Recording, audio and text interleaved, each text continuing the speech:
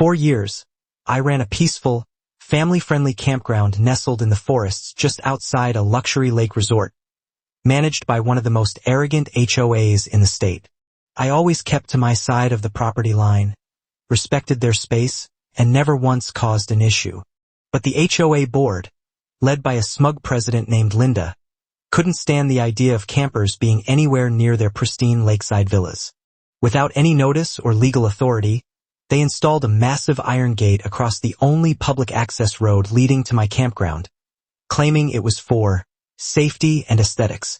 I found out when a group of Boy Scouts, on a trip their parents had booked months in advance, called me frantically because they couldn't get through.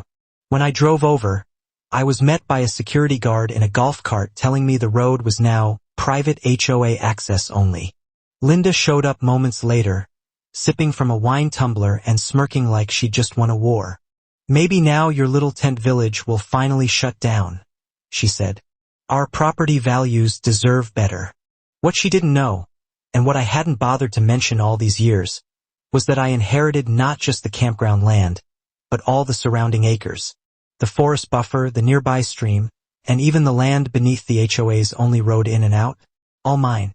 Decades ago, my grandfather sold them a long-term lease with access rights, but not ownership. So, I pulled the county land records, called my lawyer, and within 48 hours we filed a cease and desist order, revoking their road lease due to violation of easement terms.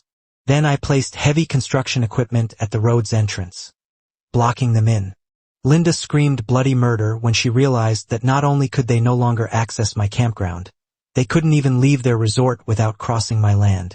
The HOA begged for a meeting. I agreed at my picnic table. With a few sharp legal words, I laid out my terms: remove the illegal gate, publicly apologize to my guests and community, and agree to a permanent, legally binding agreement of non-interference, or lose all road access permanently and go to court. They folded instantly.